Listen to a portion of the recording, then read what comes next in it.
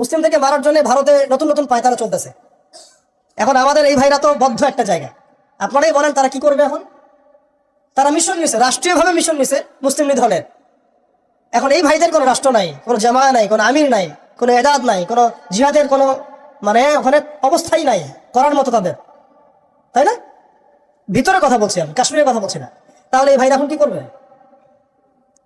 তো এই যে অবস্থা, এই অবস্থা কি মনে করছেন আমাদেরকে প্রভাবিত করবে না? অভ্যন্তরীণ ভাবে এখানে বাংলাদেশে আমরা বেশিরভাগ মুসলিম হলেও আমাদের আশেপাশে চতুর্দিকে ঘোরাফেরা করতেছে কুফফাররা, চতুর্দিকে ঘোরাফেরা করতেছে। আপনি কাকে বিশ্বাস করবেন? চায়নাকে বিশ্বাস করবেন? ভারতকে বিশ্বাস করবেন? নেপাল ভুটানকে বিশ্বাস করবেন? না মায়ানমারকে বিশ্বাস করবেন?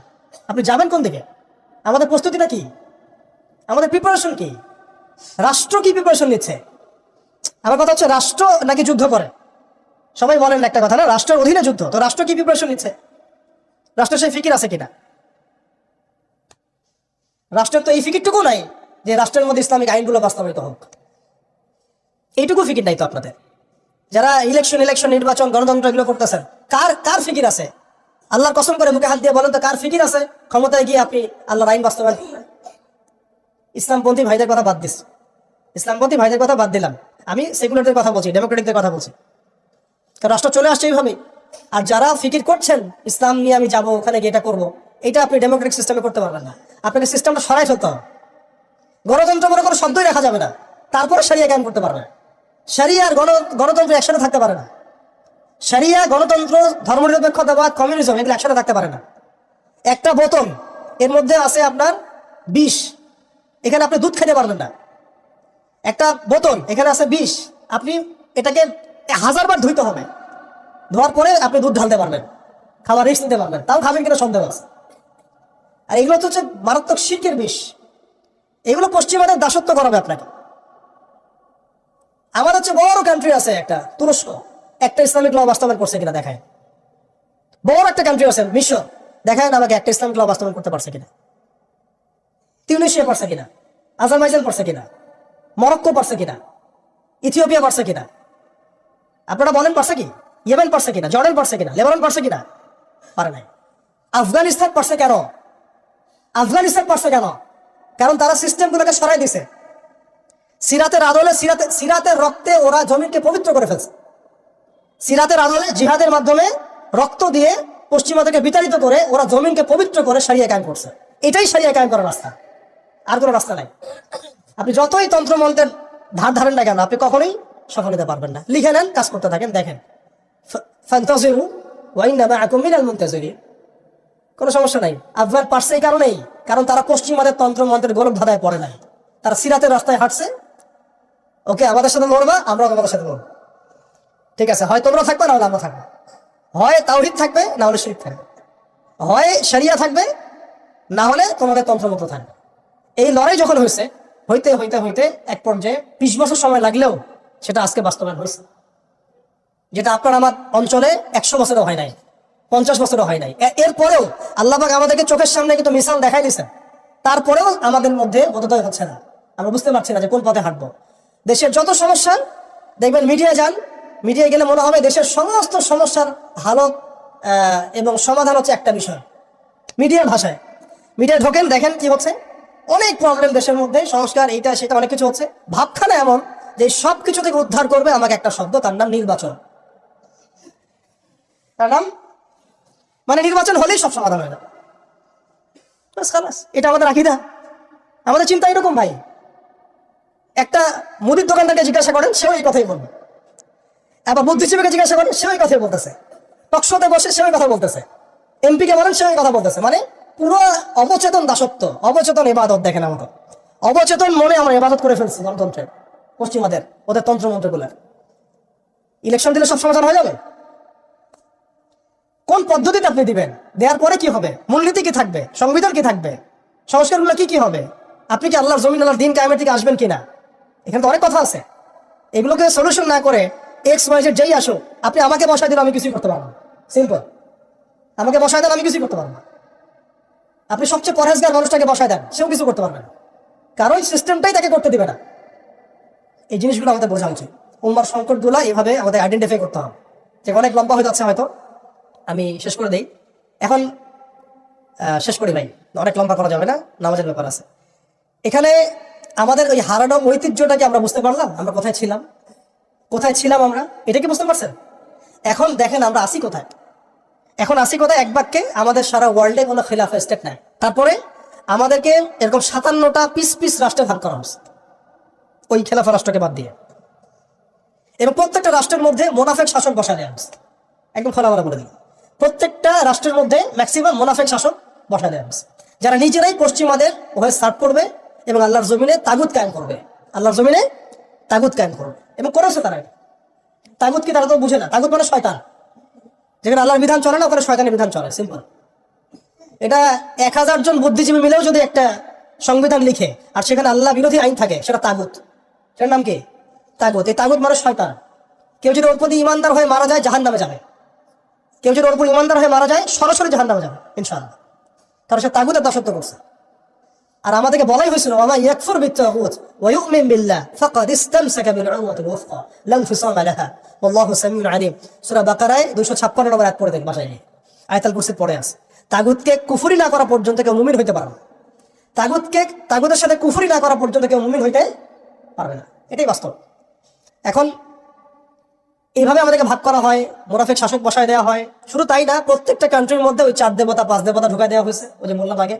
তারপরে একটা একটা ডিপার্টমেন্ট ধরে ধরে তারা ধ্বংস করছে, একটা একটা ডিপার্টমেন্ট ধরে ধরে। রাজনীতি ধ্বংস করছে, ইসলামিক রাজনীতি সরাই দিয়েছে। অর্থনীতি ধ্বংস করছে, সুদ ঢুকাই দিয়েছে। তার মধ্যে ঘুষ আছে, ইনফ্লেশন আছে, দুর্নীতি আছে, এগুলো তো আছেই। তারপরে সমাজের যে আমাদের ব্যাপারগুলো, সমাজের নীতি নৈতিকতার বিষয়গুলো দেখেন একেবারেই উঠাই দিচ্ছে, দিন দিন উঠাই দিচ্ছে। এখন নাকি আপনি স্ত্রীর সাথে সহবাস করলে ধর্ষণ হবে, সুবহানাল্লাহ, কি অবস্থা! আর এদিকে আপনি পতিতালয়ে গেলে ওটা হচ্ছে শ্রমিকের কাছে গেছেন আপনি। কি বোঝাচ্ছে আমাদেরকে তাহলে? এটাই তো নাকি? আর স্ত্রীর সাথে একটু জোরাজুরি তো হইতেই পারে, এই জোরাজুরি তো ভালো, এর মধ্যে মহব্বত আছে। আর আপনি নাউজুবিল্লাহ কেউ যেমন পতিতালয়ে, তাদেরকে বলা হচ্ছে তারা শ্রমিক। আর তসলিমা নাসরিনকে আমরা এখান থেকে বিতাড়িত করছিলাম কেন? ঘুরে ফিরে তো সেটাই আসতেছে, সমাজকে ধ্বংস করছে, অর্থনীতি ধ্বংস করছে, রাজনীতি ধ্বংস করছে, মিডিয়াগুলো ওদের হাতে নিয়ে নিছে। মিডিয়া হাতে নেওয়া মানে হচ্ছে দিনকে ওরা রাত বানাই দেবে, রাতকে দিন বানাই দেবে। আর আপনারা তাদেরকে এত বিশ্বাসও করেন, অনেকে একটু ইসলামকে নিউজ করলে আপনারা এত বিশ্বাসও করেন। আসার সময় যে আমরা মামাদি আসলাম, ওখানে দেখবেন একটা পোস্টার আছে বড় করে, সেটাতে লেখা আছে যে ওই যে আবু সাইদের ছবি দেওয়া আছে, দিয়ে আছে কি নতুন বাংলাদেশে স্বাগতম না এরকম কিছু একটা, নিচে লেখা আছে প্রথম আলো। দেখেন এদের চরিত্র দেখেন, এরা বিগত প্রায় শুরু থেকে এরা আজ পর্যন্ত এই তাগুদের সার্ভ করছে, ভারতের দালালি করছে, ফ্যাসিস্টের দোষক ছিল। এরা আমাদেরকে জঙ্গি বানাইছে, এরা বহু মানুষকে কারাগারে পাঠাইছে, এরা বহু মানুষের গুমের জন্য দায়ী, খুনের জন্য দায়ী, হত্যার জন্য দায়ী, ফাঁসির জন্য দায়ী। এরা আবার পাল্টি মারলো পরিবর্তিত বাংলাদেশ। দেখছেন, এই হচ্ছে মিডিয়া। প্রত্যেকটা মিডিয়া ওরা হাতে নিয়ে নিয়েছে, এবং এর সাথে প্রযুক্তিগত উন্নয়ন। আমি তো বলছিলাম যে আমাদেরকে এইভাবে মনিটর করা হতো যে আমাদের ফোনে যদি আপনি একটা কল দেন, মেসেজ করেন, তাহলে আপনি ট্রেস হয়ে যাবেন। এইভাবে মনিটর করা যায়। আপনি গোপনে আপনার স্ত্রীকে কি বলছেন সেটা তারা শুনতেছে আরিবেতে। আমি জানি আপনি আপনার ওয়াইফকে ফোনে গোপনে কি বলতেছেন, কিছু আলাপ হতে পারে না, অ্যাডাল্ট হতে পারে কিনা, ওইটা তারা রেকর্ড করতেছে। এখন প্রশ্ন হচ্ছে যে এই ওদের যে অগ্রগতি, আমাদের যে অধঃপতন, এই জিনিসটার জন্য কি শুধু তারাই দায়ী না আমরাও দায়ী আছি? শুধু কি তারাই দায়ী না আমরা দায়ী আছি? আমরা আমাদের আগে দোষগুলো খুঁজে পেত, আমরা নিজেরা আমাদের আগে ল্যাকিংস গুলোকে খুঁজে পেত। আপনি দেখবেন, খুঁজতে থাকেন, প্রথম ল্যাকিংস পাবেন আপনি, আমি, বেশিরভাগ মানুষই জীবনের মৌলিক উদ্দেশ্য থেকে সরে গেছে। আমরা দুনিয়াদার হয়ে গেছি ভাই। আমরা এই দুনিয়াতে এইভাবে থাকার জন্য আসি নাই। আল্লাহ পাক আমাদেরকে পাঠাইছেন এই দুনিয়াতে 2টা কাজ দিয়ে। একটা হচ্ছে আল্লাহর ইবাদত করতে হবে এবং তার জমিনে দিন কায়েম করতে হবে। এখানে আমি অন্য কোনো উদ্দেশ্যে আসি নাই, আমরা মুসাফির এখানে সবাই। আল্লাহ পাক বলেছেন ওয়া মা খালাকতুল জিন্না ওয়াল ইনসা ইল্লা লিয়াবুদুন। আর ইন তানসুরুল্লাহ ইয়ানসুরকুম ওয়া ইউসাব্বিত আকদামাকুম ওয়া লা তামুতুন্না ইল্লা ওয়া আনতুম মুসলিমুন। কতগুলো আয়াত আছে। ইন্নাল্লাহা লা ইউগাইরু মা বিকওমিন হাত্তা ইউগাইরু মা বিআনফুসিহিম। আয়াতের পর আয়াত বলা যাবে আমাদেরকে এই দুনিয়াতে পাঠানো হয়েছে 2টা কাজ। আমাদেরকে আল্লাহর ইবাদত করতে হবে এবং আল্লাহর জমিনে তার দিন কায়েম করতে হবে। এটা আমাদের কাজ, বাকি সবকিছু গৌণ, এগুলো মুখ্য কাজ, মেইন। এবং আমাদেরকে দিন দেওয়া হয়েছে কেন? হুয়াল্লাযী আরসালা রাসূলাহু বিল হুদা ওয়া দীনিল হক লিইয়ুযহিরাহু আলা দ্বীনি কুল্লি। এই দিনটা আল্লাহ পাক দিয়েছেন এই কারণেই যাতে এই দিন অন্য সমস্ত দিনের উপর জয়লাভ করে। তো জয়লাভ কখন করবে? যখন আমরা ফিকির করবো তখন। এটা কি আব্রাহার যুগ যে আবাবিল পাখি এসে পাথর ছুড়বে? বলেন, এখন পাথর আপনাকে আমাকে ছুড়তে হবে? এটা তো আব্রাহার যুগ না। নবী সাল্লাল্লাহু আলাইহি ওয়াসাল্লাম শুধু দোয়া দিয়েই কি সব হয়েছে? দোয়ার সাথে চেষ্টা করেন নাই তিনি? এমনকি বদর যুদ্ধের দিনও তিনি কূপ দখল করলেন, ভালো জায়গাটাতে শিবির গাড়লেন, সৈন্য বিন্যাস করলেন, সবকিছু যখন ঠিকঠাক মতো হয়ে গেল, তারপরে বৃষ্টি আসলো আল্লাহর পক্ষ থেকে, তিনি দোয়া করা শুরু করলেন। এই দোয়ায় আল্লাহ পাক ফেরেশতা নাজিল করলেন। তাহলে কি আমাদের কাছে একমুখী না সবকিছু করতে হবে? এখন আমাদেরকে এই ল্যাকিংসগুলোকে খুঁজে বের করতে হবে। আমাদের ল্যাকিংস কোথায়? এই ইমানের দুর্বলতা, জীবনের উদ্দেশ্যের দুর্বলতা। আমরা দুনিয়াদার হয়ে গেছি, ভোগবিলাসী হয়ে গেছি, আমরা আমাদের ঐতিহ্য ভুলে গেছি, আমাদের শেকড় ভুলে গেছি, আমলে ঘাটতি হয়ে গেছে, হারামখোর হয়ে গেছি, আমরা জেনাকার হয়ে গেছি, আমরা ফ্রি মিক্সিং করতেছি, পরকীয়া করতেছি, ঘুষ খাচ্ছি, দুর্নীতি করতেছি, সুদ খাচ্ছি, আমরা করতেছি। এগুলো পশ্চিমারা করতেছে না। আমাদের ল্যাকিংসগুলোকে আমাদেরকে দূর করতে হবে। ইলমের ঘাটতি হচ্ছে, আমলের ঘাটতি হচ্ছে, আলেমদের সাথে সহবত নাই, তাসকিয়া নাই, পড়াশোনা নাই। কি করতেছি ভাই আমরা? আসলে কি জন্য আসছে আর কি করতেছি? এইখান থেকে ভবিষ্যৎটা হচ্ছে এই যে ইনশাআল্লাহ এই দিন বিজয় লাভ করবেই। আজকার কাল হোক, আল্লাহ পাক এমন জামা, এমন ইমারা, এমন আল্লাহর সেনাবাহিনী তৈরি করবেন যারা আস্তে আস্তে আস্তে আস্তে পর্যন্ত যায়। এটা লেখা হয়ে গেছে, ইমামুল মাহদী আসবেন লেখা হয়ে গেছে। এমন একটা সমাজ ব্যবস্থা আমরা দেখেছি 1400 বছর আগে, যে সময়টাকে ইতিহাস দুটো শব্দে আইডেন্টিফাই করে, আইয়ামে জাহিলিয়াত। এক কথায় আইয়ামে জাহিলিয়াত, অন্ধকারের যুগ। অন্ধকারের যুগ, দ্য এজ অফ ডার্কনেস, অন্ধকারের যুগ। এই অন্ধকারের যুগ আল্লাহ রাব্বুল আলামিন মাত্র 23 বছরের ব্যবধানে একটা কিতাব নাজিল করে, একজন নবীকে প্রেরণ করে, একজন নবীর সুন্নাহ দিয়ে, এবং একটা জামা, সাহাবায়ে কেরামের জামা, মানে ঐক্যবদ্ধ একটা প্ল্যাটফর্ম, এটাকে দিয়ে আল্লাহ রাব্বুল আলামিন মাত্র উইদিন 23 ইয়ার্স, মানে মাত্র 23 বছরের ব্যবধানে আল্লাহ রাব্বুল আলামিন এই সমাজের চিত্রটাকেই পরিবর্তন করে দিয়েছে। এটা আমরা দেখেছি মাত্র 23 বছরের ব্যবধানে। তো সিরাতটা যদি আপনাদের পড়া থাকে তাহলে আপনারা বুঝতে পারবেন যে কিভাবে এই পরিবর্তনটা হয়েছে। যাদের সিরাতটা পড়া নাই তাদের বুঝতে একটু অসুবিধা হতে পারে। এই কারণে আমি আপনাদেরকে পরামর্শ দিই, যেভাবে আপনারা কোরআন শেখেন, যেভাবে হাদিসকে গুরুত্ব দিয়ে পড়েন, ঠিক সেইভাবেই নবী মুহাম্মদ সাল্লাল্লাহু আলাইহি ওয়াসাল্লামের পবিত্র জীবনীটাকে শুরু থেকে শেষ পর্যন্ত পড়ে শেষ করতে হবে। তাহলে আপনি ধাপগুলো বুঝতে পারবেন কিভাবে তিনি সমাজ সংস্কার করেছেন। না হলে বুঝতে পারবেন না। কোরআনের একটা আয়াত থেকে আপনি নিজে নিজে একটা দলিল তো বের করতে পারবেন না, একটা হাদিস থেকে আপনি নিজে নিজে একটা দলিল তো বের করতে পারবেন না। সিরাতটা যদি মাথায় থাকে, পুরো সিরাত মোবারক, পবিত্র সিরাত, তাহলে আপনি বুঝতে পারবেন কোন সিচুয়েশনে নবী সাল্লাল্লাহু আলাইহি ওয়াসাল্লাম প্রেরিত হয়েছিলেন, কিভাবে শুরু করেছেন, কিভাবে সামনে গিয়েছেন, কোন প্রেক্ষাপটে কিভাবে তিনি রিয়াক্ট করেছেন, এবং কিভাবে আস্তে আস্তে এই দিনটা অল্প গুটি কয়েক মানুষ থেকে পুরো জাজিরাতুল আরবের মধ্যে ছড়িয়ে পড়েছে, প্রতিষ্ঠিত হয়েছে। এক কথায় দিন কায়েম হয়েছে কিভাবে, এটা বুঝতে হলে সিরাত লাগবে। এটা যদি আমরা 2 মিনিটের মধ্যে বলি, তাহলে প্রথমে নবী সাল্লাল্লাহু আলাইহি ওয়াসাল্লাম ওহী প্রাপ্ত হয়েছে। সেই ওহীটা হচ্ছে কোরআন এবং হাদিস এবং সুন্নাহ, এবং সেই ওহী দিয়ে তিনি দাওয়াতের কাজ শুরু করেছেন। তিনি মানুষের দরজায় দরজায় যাওয়া শুরু করেছেন। মক্কায় 13 বছর নিরলস পরিশ্রম করে তিনি দাওয়াতের মেহনত অব্যাহত রেখেছেন, এবং দাওয়াতটা ছিল পরিপূর্ণ ইসলামের দাওয়াত, আংশিক দাওয়াত নয়। আমাদের দাওয়াত, তার দাওয়াতের মধ্যে কিছু পার্থক্য দেখা যায় অনেক সময়। তার দাওয়াত ছিল পরিপূর্ণ ইসলামের দাওয়াত, আমরা কিন্তু ইসলামের অংশ বিশেষ নিয়ে কথা বলি বেশি। এটা খেয়াল রাখতে হবে। তিনি দাওয়াতের কাজ করেছেন পরিপূর্ণ ইসলামের দাওয়াত, উদখুলু ফিস সিলমি কাফা, এর উপর আমল করার জন্য। এখন এই দাওয়াতের ফলে প্রথম 3 বছর গোপন গোপন দাওয়াত হয়েছে, কিন্তু এই 3 বছরেই এমন কিছু সাহাবী তৈরি হয়েছিলেন যারা পরবর্তীতে বদর, উহুদ, খন্দক, খায়বার কাঁপিয়ে দিয়েছিলেন। যেমন আবু বকর সিদ্দিক, ওমর ইবনে খাত্তাব, ওসমান বিন আফফান, আলী ইবনে আবি তালেব, যায়েদ ইবনে হারেসা, তারপরে বেলাল ইবনে রাবাহ, হামজা রাদিয়াল্লাহু আনহু, আব্দুর রহমান বিন আউফ, সাদ বিন আবি ওয়াক্কাস, আবু উবাইদা ইবনে জাররাহ, এরকম বরেণ্য সাহাবী যারা, এই সাহাবীরা তৈরি হয়েছেন কখন? ওই প্রথম সময়ের দিকে, প্রথম 13 বছরে। প্রথম 3 বছর গোপন দাওয়াতে এরকম বরেণ্য সাহাবায়ে কেরাম ইসলাম কবুল করা শুরু করেন। এরপরে দাওয়াতের গতি আরো বেগবান হয় যখন মক্কার শক্তিশালী কিছু মানুষ ইসলাম কবুল করে, যেমন হামজা রাদিয়াল্লাহু আনহু, ওমর ইবনে খাত্তাব, এইরকম কিছু মানুষ। কারণ তাদের একজনের বক্তব্য বা একজনের অবস্থান সমাজে আরো 100 জনের সমান ছিল, 1000 জনের সমান ছিল।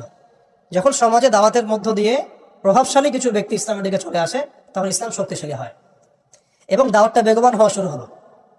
দাওয়াত যত বেগবান হওয়া শুরু হলো, ততই কাফেরদের নির্যাতন বাড়তে থাকলো। দাওয়াত যত বেগবান হচ্ছিল, নির্যাতনের মাত্রা তত বাড়ছিল। আমরা বিপরীতভাবে বলতে পারি, নির্যাতনের মাত্রা যত বাড়ছিল, দাওয়াতও তত বেগবান হচ্ছে। আজকের বিষয় তাই হচ্ছে। ইসলামকে মুছে ফেলার যত চেষ্টা করা হচ্ছে, ইসলাম ততই ছড়িয়ে পড়ছে, আলহামদুলিল্লাহ। তো এই বিষয়গুলো সিরাত থেকে দেখবেন সব মিলে যাবে। ওই যে আইয়ামে জাহিলিয়াতের বর্ণনা দিলাম, এখনকার বিশ্বে এই প্রত্যেকটা জাহিলিয়াত মজুদ আছে। প্রথমে যে আইয়ামে জাহিলিয়াতের যে খাসলতগুলো বললাম, সেগুলো এখনকার বিশ্বে শতভাগ মজুদ আছে। এটা অনেক লম্বা আলোচনা। এখন তো মানুষ সরাসরি মুসলিমরা লাত, ওজ্জা, হবল, মানাতের ইবাদত না করলেও অদৃশ্য কিছু শিরকি মতবাদের ইবাদত করে।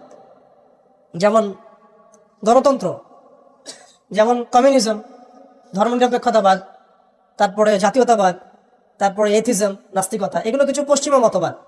এগুলো দেখা যায় না, ছোঁয়া যায় না, ভার্চুয়াল, ইনভিজিবল, কিন্তু এগুলো একটা আদর্শ। যে আদর্শগুলোর মধ্যে কুফর আছে, শিরক আছে, হারাম আছে, তাগুত আছে। সরাসরি মূর্তির সামনে সেজদা না করলেও অবচেতনভাবে মুসলিমরা আজকে এই মতবাদগুলোর পূজা করতেছে। এটাও শিরকের মধ্যেই পড়ছে, আংশিক হইলেও। কোনো কোনো ক্ষেত্রে যদি আকীদা ঠিক না থাকে, তাহলে পরিপূর্ণ শিরক হবে। এখন যাই হোক, ওই জাহালাতগুলো এখন দূর হয় নাই, বরং বহু উঁচু স্তরে এটা সমাজে ছড়িয়ে পড়েছে। আর মাদক, সেটা কি থেমে গেছে? আইয়ামে জাহিলিয়াতের মাদক এখন বরং আরো উঁচু স্তরে আছে।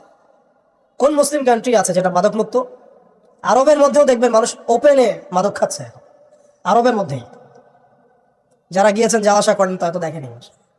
মাদক থেকে কে মুক্ত? কোন কোন ন্যাশনটা মুক্ত মুসলিমদের মধ্যে? বরং ইসলামিক কান্ট্রিগুলোতে মদকে সংবিধান দিয়ে হালাল করা হয়েছে। ইসলামিক কান্ট্রিগুলো বলি আমরা, যে তথাকথিত ইসলামিক কান্ট্রি, বাংলাদেশকে তো অনেক ইসলামিক কান্ট্রি মনে করে আর কি, ঠিক আছে? পাকিস্তানকে ইসলামিক কান্ট্রি মনে করে, ইরানকে ইসলামিক কান্ট্রি মনে করে, ঠিক আছে? জর্ডানকে ইসলামিক কান্ট্রি মনে করে, লেবাননকে ইসলামিক কান্ট্রি মনে করে। ইসলামিক কান্ট্রি আর ইসলামিক স্টেট এগুলো এক না বিষয়। মুসলিম সংখ্যাগরিষ্ঠ থাকলেই একটা রাষ্ট্র ইসলামিক স্টেট হয় না, হয় না। মুসলিম সংখ্যাগরিষ্ঠ থাকলে একটা রাষ্ট্র কখনো ইসলামিক স্টেট হয় না। একটা রাষ্ট্র তখনই ইসলামিক স্টেট হয় যখন সেটা আল্লাহর আইন দ্বারা পরিচালিত হয়। তো বাংলাদেশ কি আল্লাহর আইন দ্বারা পরিচালিত হয়? সবাই জানি এটা হয় না। এটা হওয়ার ইচ্ছাও কি তাদের আছে? যারা লিডিং রোল প্লে করে তাদের তো ইচ্ছাও নাই, কারণ তারা মনে করে ইসলামিক আইন দিয়ে যদি রাষ্ট্র চলে, তাহলে রাষ্ট্র নাকি মৌলবাদী রাষ্ট্র হয়ে যাবে, পশ্চিমারা রাগ করবে, আমেরিকা আব্বু মাইন্ড করবে, ভারত নাকি খেপে যাবে। এগুলো তারা মনে করে। এই জুজুর ভাই তারা আমাদেরকে দেখায়, এগুলো সব জুজুর ভাই। অথচ রাসূলুল্লাহ সাল্লাল্লাহু আলাইহি ওয়াসাল্লাম যখন মদিনা রাষ্ট্র কায়েম করেছেন, তখন বিশ্বে রোমানরা পরাশক্তি ছিল, পারস্যরা পরাশক্তি ছিল। মদিনা রাষ্ট্রের আয়তন এতটুকু ছিল, ছোট না, খুব বড় রাষ্ট্র ছিল না, ছোট একটা রাষ্ট্র, জনসংখ্যাও কম। মদিনার মধ্যে ইহুদিরা আছে, বনু কোরাইজা, বনু কাইনুকা, বনু নাজির আছে, পাশে আবার কিছু পত্তলিকও আছে, মদিনার ভিতরে আবার মুনাফিকরাও আছে। তাদের অস্তিত্বের উপরেই মদিনা রাষ্ট্র কায়েম হলো এবং সেখানে আল্লাহ পাকের বিধান বাস্তবায়িত হলো। তখন তো আমরা এভাবে চিন্তা করি নাই যে রোমানরা খেপে যাবে, পার্সিয়ানরা খেপে যাবে। ওরা তখন সংখ্যার দিক থেকে, অস্ত্রের দিক থেকে, জনবলের দিক থেকে, মানে আপনার সার্বভৌমত্বের দিক থেকে মুসলিমদের চেয়ে অনেক শক্তিশালী ছিল। কিন্তু কোনো মুসলিম তো এভাবে চিন্তা করে নাই যে আল্লাহর জমিন, আল্লাহর আইন বাস্তবায়িত করলে ওরা আমাদের উপর খেপে যাবে, তেরে আসবে। আর আসলেই বাকি যে কয়েকবার তেরে আসছে, সে কয়েকবার তারা নাগালি চুবানি খেয়ে বিতাড়িত হয়েছে। আমরা সেই রোমানদেরকে ডিফিট করেছিলাম, সেই পার্সিয়ানদেরকে ডিফিট করেছি, সেই রোম সাম্রাজ্য, সিরিয়া, শাম, এগুলো আমরা বিজয় করেছি, সে পারস্য আমরা বিজয় করেছি। যারা আমাদের এগেনস্টে দাঁড়ানোর চেষ্টা করেছে, আল্লাহ পাক ধুলা বানিয়ে উড়িয়ে দিয়েছিল। তখন তো আমাদেরকে এত নেগেটিভ চিন্তা করতে হয় নাই, ব্যাকফুট চিন্তা করতে হয় নাই। এখন হয় কেন? বিকজ আমরা সেই ইমান, সেই তাকওয়া, সেই আকীদা, সেই আমল, সেই মানহাজের মধ্যে নাই। As simple as that. আমরা এখন সেই অবস্থায় নাই, ইমানের দিক থেকে, আমলের দিক থেকে, তাসকিয়ার দিক থেকে, জামার দিক থেকে।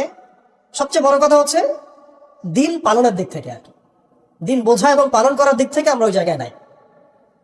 আমরা দেখুন দিন পালন করছি আংশিক, যতটুকু আমার পক্ষে পসিবল হচ্ছে আংশিক, বুফের মতো আমরা মনে করছি, যেটা ইচ্ছা নিব, যেটা ইচ্ছা নিব না। দিন তো বুফে না।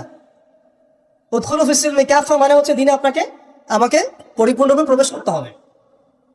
যখন যেটা আমার সামনে আসবে আমাকে সেটা করতে হবে। ফরজ হয়েছে নামাজ পড়তে হবে, যাকাত ফরজ হলে যাকাত দিতে হবে, হজ ফরজ হলে হজ করতে হবে। আমার এখানে অপশনাল কোনো থিঙ্কিং এর তো সুযোগ নাই। পর্দা ফরজ হলে পর্দা করতে হবে, ইভেন জিহাদ ফরজ হলে জিহাদও করতে হবে, যেটা ফরজ হবে সেটা করতে হবে, যেটা ওয়াজিব সেটা করতে হবে, যেটা সুন্নাহ সেটা আমল করতে হবে। এখানে তো আমার অপশন নাই যে আল্লাহ আমি পর্দাটুকু বাদ দিয়ে দাও আমার জন্য, নাউজুবিল্লাহ, আমার জন্য মদটাকে হালাল করে দাও, নাউজুবিল্লাহ, আমার জন্য জেনাকে হালাল করে দাও, নাউজুবিল্লাহ। এটা কি সম্ভব? কিন্তু আমরা এই সিস্টেমগুলোর মধ্য দিয়ে আল্লাহর হালালকে হারাম করছি, হারামকে হালাল করছি। তো আমি বলছিলাম ওই জাহালাতের এই না সুদভিত্তিক সিস্টেম দূর হয়েছে, আর না সেই মাদক দূর হয়েছে, আর না সেই শিরক দূর হয়েছে, আর না গোত্রীয় হানাহানি দূর হয়েছে। গোত্রীয় হানাহানি কি দূর হয়েছে? না। এখন হানাহানি গণতান্ত্রিক ভাষায় করলে জায়েজ, তাই না? গণতান্ত্রিক লেভেল দিয়ে হানাহানি, মারামারি, কাটাকাটি, মিছিল, মিটিং, শোডাউন, রাস্তায় কোপাকুপি সব জায়েজ। কিন্তু ইসলামের পরিভাষায় যদি আমরা জিহাদ ফি সাবিলিল্লাহ বলি, তাহলে আটকে উঠে বাপরে বাপ কি অবস্থা, তাহলে মৌলবাদী জঙ্গিয়া সন্ত্রাস। ছাত্ররা যা করেছিল জুলাইয়ে, এই কাজটার 10%ও যদি দাড়ি টুপি বলনা করতো, তাহলে মনে হয় বাংলাদেশেও সব মসজিদ সিলগালা মেরে দিত, সব মাদ্রাসা সিলগালা করে দিত, তাই না? মানে গণতান্ত্রিক পরিভাষায় এই ফিতনাগুলো জায়েজ, তাই না? ফিতনা মানে পরীক্ষা, ফিতনা মানে শব্দ কি? পরীক্ষা। এই পরীক্ষাই তো আমরা। কিন্তু ইসলামিক পরিভাষা যদি আমরা ইবাদত বলি, ইসলামিক পরিভাষা একটা ইবাদত, সেটা নাজায়েজ হয়ে যাচ্ছে। আর গণতান্ত্রিক পরিভাষায় তথাকথিত এই গণতান্ত্রিক রাষ্ট্রে এবং গণতান্ত্রিক এই বিশ্বে এগুলোকে তারা জায়েজ করে নিয়েছে। আফ্রিকাতে যখন পশ্চিমারা হামলা চালায় গণতন্ত্রের নামে, এটা জায়েজ হয়ে যায়। আরব বসন্তের নামে যখন বিভিন্ন কান্ট্রির মধ্যে ফাসাদ সৃষ্টি করা হয়, গাদ্দাফিকে ফেলে দেওয়া হয়, মনে আছেন আপনাদের আরব বসন্তের কথা? ইয়েমেন থেকে শুরু করে, তিউনিসিয়া থেকে শুরু করে প্রত্যেকটা কান্ট্রিতে যা করলো তারা, মনে আছে তো নিশ্চয়ই? এগুলো তখন জায়েজ। মিশরে করেছে, তাই না? সোমালিয়া, কঙ্গো, ইথিওপিয়া, নাইজেরিয়া, এগুলোতে যা হচ্ছে এগুলো জায়েজ ওদের ভাষায়। ইরাকে হামলা চালানো ওদের জন্য জায়েজ ছিল, তাই না? গণতন্ত্রের ভাষায়। ওখানে লাখ লাখ মানুষ মারলেও সেটা জায়েজ। ওটা নাকি শান্তি প্রতিষ্ঠার জন্য করা হচ্ছে। তারপরে আফগানিস্তানে লক্ষ লক্ষ মানুষকে মারা হয়েছে, ওটা তখন জায়েজ ছিল। কাশ্মীরে আজকে মানুষকে মারা হচ্ছে, এটা ওদের কাছে জায়েজ হয়ে গেছে। আর কোথাও এক্সাম্পল দিবেন? চায়নার মধ্যে মারা হচ্ছে উইঘুরদেরকে, আরাকানে মারা হয়েছে, তারপরে ইয়েমেনে তো মারা হচ্ছেই সেই 15 সাল থেকেই, জর্ডানে হয়েছে, লেবাননে হয়েছে, খাস করে প্যালেস্টাইনে, খাস করে কোথায়? প্যালেস্টাইনে, গাজায়। এগুলো তারা গণতন্ত্র প্রতিষ্ঠার নামে এগুলো করলে সেগুলো জায়েজ। এবং এখানে দেখবেন 100%ই মুসলিমদের রক্ত ঝরছে, কোনো অমুসলিমের রক্ত কিন্তু ঝরছে। তো এগুলো তাহলে এই তন্ত্রমন্ত্রগুলোকে আমরা বলি এখনকার জামানার দেবতা, যেগুলোর পূজা ওরা করতেছে। ওই জামানায় যেমন লাত, উজ্জা, হবল, মানাতের ইবাদত হতো, এখন ঠিক এই তন্ত্রমন্ত্রগুলোর ইবাদত, দাসত্ব, পূজা হচ্ছে, এবং সেগুলো আমাদেরকে গেলানো হচ্ছে, আমরা যেন এগুলো হজম করি, গিলি। অথচ এগুলো আমাদেরকে ধ্বংস করার জন্যই তারা সৃষ্টি করেছিল। আমাদের চোখ এখনো সবার খোলে নাই। এই সিস্টেমগুলো আমাদেরকে কখনোই সেই হারানো ঐতিহ্য ফিরাই দিবে না। এই সিস্টেমগুলোর মধ্য দিয়েও কখনো ইসলাম কায়েম করা সম্ভব না। আপনারা আরো 100 বছর ট্রাই করেন, 100 বছর পরে হলেও বুঝবেন। যদি হতো 100 বছর আগেই হতো। আরো 100 বছর ট্রাই করেন, তারপরেও যদি আক্কেল হয়। এই সিস্টেমগুলো তৈরি করা হয়েছে আমাদেরকে ওদের দাস বানানোর জন্য।